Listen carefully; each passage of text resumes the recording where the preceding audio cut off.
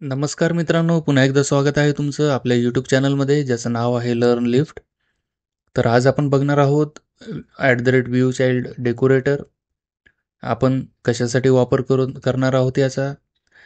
तर तुम्हाला माहीतच आहे, आपण मागचे 2 व्हिडिओ घेतलेले आहेत कंपोनंट इंटरॅक्शनचे.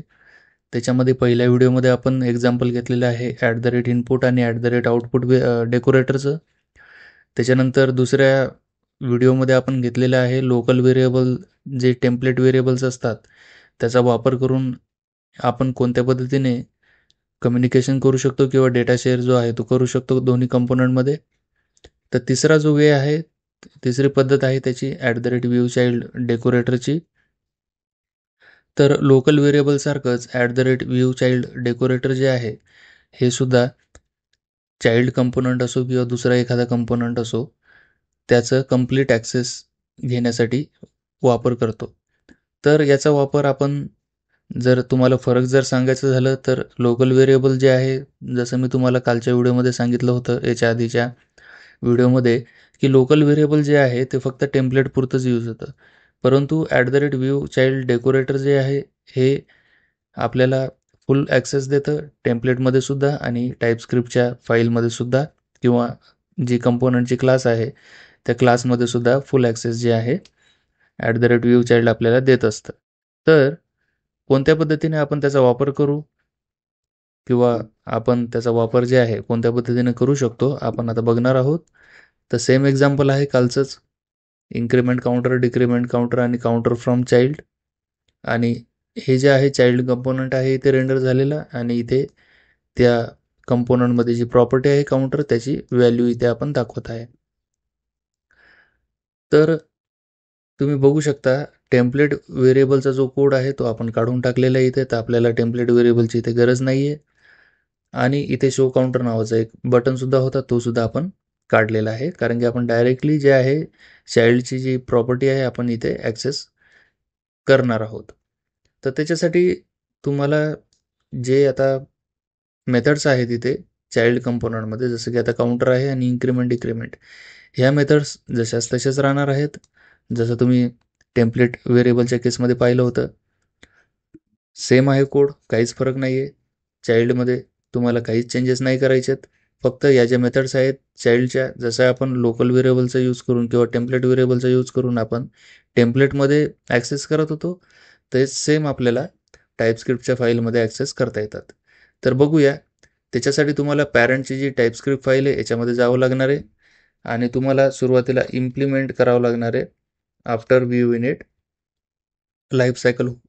तर हा लाईफ सायकल हुक आहे. याच्याबद्दल जे आपले लाईफ सायकल हुक नावाचा व्हिडिओ येणार आहे किंवा कंपोनंट लाईफ सायकल नावाचा व्हिडिओ येणार आहे, त्याच्यामध्ये आपण डिटेलमध्ये बघूच या. पण सध्या या व्हिडिओपुरतं मी सांगतो तुम्हाला की याचा जो उपयोग आहे, तर हे एक लाईफ सायकल हुक आहे. आणि जेव्हा कंपोनंट फुली इनिशियलाइज झालं त्याच्यानंतर हे जे मेथड आहे ही मेथड कॉल होत असते, किंवा जे कंपोनंट आहे कंपोनंट याला कॉल करत असतं, जेणेकरून कंपोनंट पूर्णपणे इनिशियलाइज झालं, रेंडर झाल्यानंतर आपल्याला जर काही करायचं असेल तर आपण या इव्हेंटमध्ये करू शकतो. तर आता सध्या आपण व्यू चाइल्डचा वापर करून आपण कंपोनंट घेतोय. कोणता? Product list component. तर प्रोडक्ट लिस्ट कंपोनंट जो आहे तो फुली इनिशियलाइज झाल्यानंतर, फुली रेंडर झाल्यानंतर त्यातल्या काही प्रॉपर्टीज आहेत, त्या प्रॉपर्टीज आपल्याला ॲक्सेस करता येतात. कशामध्ये? आफ्टर व्ह्यू युनिटमध्ये.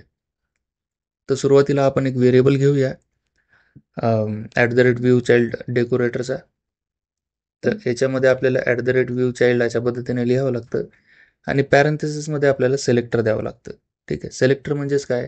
तर आपल्याला प्रोडक्ट लिस्ट कंपोनंट जे आहे ते ॲज अ सेलेक्टर इथे द्यावं लागतं. सेलेक्टर दिल्यानंतर तुम्हाला एक व्हेरिएबल घ्यावं लागणार आहे खाली. आता तुम्ही बघू शकता इथे रेड लाईन आहे. ठीक आहे. रेड लाईन कशामुळे आहे? ही प्रॉपर्टी डेकोरेटर एक क्वेरीसारखं आपण तिथे दिलेले आहे. ठीक आहे. परंतु याचा जो मॅचिंग व्हेरिएबल आहे, तर मॅचिंग व्हेरिएबल जो आहे तो आपण अजून डिफाईन केलेला नाही आहे. तर मॅचिंग व्हेरिएबल कसा? आता एक प्रायव्हेट व्हेरिएबल आपण डिफाईन करूया चाइल्ड नावाचा. ठीक आहे. आणि त्याला आपल्याला काय टाईप द्यायचं आहे? त्याला टाईप द्यायचं आहे प्रोडक्ट लिस्ट कंपोनंटचा. तर इथे काय होणार आहे? तर व्ह्यू चाइल्डद्वारे जी काही क्वेरी रन होईल तर ती क्वेरी आपल्याला असाइन करायची आहे कोणत्या व्हेरिएबलला, तर या व्हेरिएबलला. ठीक आहे, असा आहे त्याचा अर्थ होतो. तुम्ही सिंगल लाईनमध्ये सुद्धा इथे तुम्ही लिहू शकता. अशा पद्धतीने तुम्ही @व्यू चाइल्ड जे आहे ते तुम्ही यूज करू शकता. तर त्याच्यानंतर आपल्याला काय करायचं आहे, आता 2 मेथड्स लिहायचे आहेत. कारण की आपल्याकडे पॅरेंटमध्ये 2 बटन्स आहेत, जसं तुम्ही बघताय इकडे. तर या बटनांवर आपल्याला चाइल्डचे जे इन्क्रिमेंट आणि डिक्रिमेंट जे मेथड्स आहेत ते आपण ॲक्सेस करायचे आहेत. तर मी इथे आता 2 मेथड लिहितो. ENC म्हणून आहे, ठीक आहे. त्याच्यानंतर डिक्रिमेंटचं DEC आहे, ठीक आहे. तर या 2 मेथड मी लिहिल्यात. तर आता या 2 मेथडमध्ये मला दिस डॉट चाइल्ड डॉट, तुम्ही बघू शकता इन्क्रिमेंट आणि डिक्रिमेंट या दोन्ही मेथड मी इथे कॉल करू शकतो. दिस डॉट चाइल्ड डॉट डिक्रिमेंट, ठीक आहे. आणि आता आपल्याला काय करायचं, एक प्रॉपर्टी लिहायची. प्रॉपर्टी कोणती, काउंटरची प्रॉपर्टी राहणार आहे, बरोबर आहे. तर काउंटरसाठी आपल्याला एक काउंटर नावाचं एक फंक्शन लिहावं लागणार आहे. सुरुवातीला याची जी व्हॅल्यू राहणार आहे ती 0 राहणार आहे. कारण की जेव्हा फुल इनिशियलाइज झालं, म्हणजे आता हा जो प्रोडक्ट लिस्ट कंपोनंट आहे हा पूर्णपणे रेंडर झाला UI मध्ये, तेव्हाच आपल्याला या क्वेरीद्वारे हा आपल्याला क्वेरी करून या प्रोडक्ट लिस्ट कंपोनंटची व्हॅल्यू जी आहे या चाइल्डला असाइन होत असते. तर आपला जो काउंटर आहे, काउंटरची जी व्हॅल्यू आहे ती आहे, जेव्हा आपण याला क्लिक करूया त्यावेळेस आपण कॉल तर करतो इन्क्रिमेंट डिक्रिमेंट, परंतु जर चाइल्डचं काउंटर आपल्याला जर ॲक्सेस करायचं असेल चाइल्ड कंपोनंटचं, तर त्याला पूर्णपणे इनिशियलाइज झाल्याशिवाय आपण करू शकत नाही.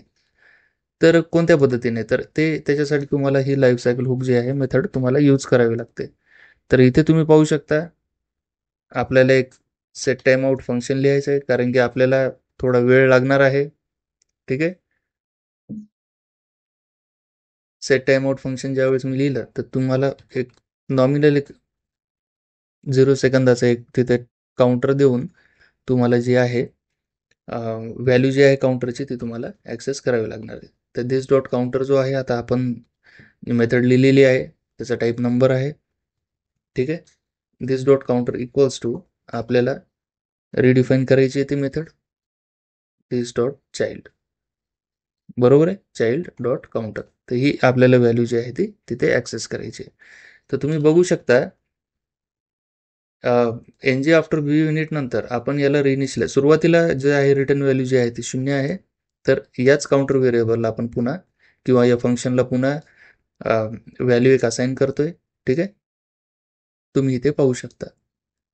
तर अशा पद्धतीने आपण या फंक्शनचा कॉल करून जी चाइल्ड कंपोनंटचं जे काउंटर आहे त्याची व्हॅल्यू आपण इकडे HTML पेजमध्ये आपण ॲक्सेस करू शकतो. तर आपण एक काम करूया, इथे क्लिक इव्हेंट हँडलर देऊया. इथे आपल्याला मेथड द्यायची INC, त्याच्यानंतर सेम क्लिक हँडलर द्यायचं आहे आणि इथे मेथड द्यायची आहे DEC. आणि इथे आपण जो काउंटर नावाचं जे फंक्शन दिलेलं आहे त्या फंक्शनला आपल्याला इथे कॉल द्यायचं आहे, जेणेकरून जी व्हॅल्यू आहे चाइल्डची ती चाइल्डची व्हॅल्यू आपल्याला ॲक्सेस झाली पाहिजे. तर एवढ्या चेंज नंतर आपण आता फ्रंट एंडला बघूया. तुम्ही बघू शकता सुरुवातीला जी व्हॅल्यू आहे काउंटरची ती 0 आहे. 0 इथे आलेली आहे आपल्याकडे. चाइल्ड काउंटर जो आहे तो. मी पुन्हा एकदा हार्ड रिलोड केलेला आहे. आता मी जशी इन्क्रिमेंट करेल व्हॅल्यू त्या पद्धतीने जी व्हॅल्यू आहे ती खाली इन्क्रिमेंट होत आहे. तुम्ही बघू शकता. डिक्रिमेंट केली की ती व्हॅल्यू जी आहे ती इथे डिक्रिमेंट होत आहे. 0च्या खाली जाणार का? नाही, कारण की आपण तिथे चाइल्डमध्ये कंडिशन लावलेली आहे डिक्रिमेंट काउंटरला, ठीक आहे. तर अशा पद्धतीचं हे जे व्ह्यू चाइल्ड आहे खूप चांगल्या पद्धतीने वर्क करतं. दोन्हीकडे याचा उपयोग आपण करू शकतो. जसं लोकल व्हेरिएबलचा तुम्हाला मी उपयोग सांगितला होता. फार छोट्या गोष्टींसाठी त्याचा उपयोग होत असतो. जसं की एखादी आपल्याला फ्लॅग वगैरे चेंज करायचा असेल, तर त्या केसमध्ये, किंवा एखादी शो हाईड करायची असेल टेम्पलेट, तर त्या केसमध्ये आपण लोकल व्हेरिएबलचा यूज करत असतो. परंतु जर फुल फंक्शनल जो कंपोनंट आहे त्याचा आपल्याला खूप मोठा काहीतरी चेंज करायचा आहे, किंवा जी फंक्शनॅलिटी आहे ती डिपेंड आहे चाइल्ड कंपोनंटवर पूर्णपणे, किंवा पॅरेंट कंपोनंटची चाइल्ड कंपोनंटची जी फंक्शनॅलिटी आहे पॅरेंट कंपोनंटवर पूर्णपणे डिपेंड आहे, तर त्या केसमध्ये आपण काय करू शकतो, व्ह्यू चाइल्ड नावाचं डेकोरेटर जे आहे ते आपण यूज करू शकतो. म्हणजेच थोड्या मोठ्या फंक्शनॅलिटीसाठी आपण व्ह्यू चाइल्ड जे आहे ते यूज करू शकतो. तर अशा पद्धतीचं आहे व्ह्यू चाइल्ड डेकोरेटर. तर याच्या व्ह्यू चाइल्ड जो आहे तो तुम्हाला अँग्युलर कोरमधूनच तुम्हाला यूज करायचा आहे आणि आफ्टर व्ह्यू युनिट जी लाईफ सायकल हुक आहे ते ते पण तुम्हाला अँग्युलर कोरमध्येच मिळेल आणि बाकीच्या ज्या लाईफ सायकल हुक्स आहेत ते सुद्धा तुम्हाला अँग्युलर कोरमध्येच मिळतील. तर हा व्हिडिओ मी आशा करतो तुम्हाला आवडला असेल तर लाईक करा, शेअर करा तुमच्या मित्रांसोबत आणि चॅनलला सबस्क्राईब करून बेल आयकॉनला क्लिक करायला विसरू नका. धन्यवाद मित्रांनो, भेटूया पुढच्या व्हिडिओमध्ये.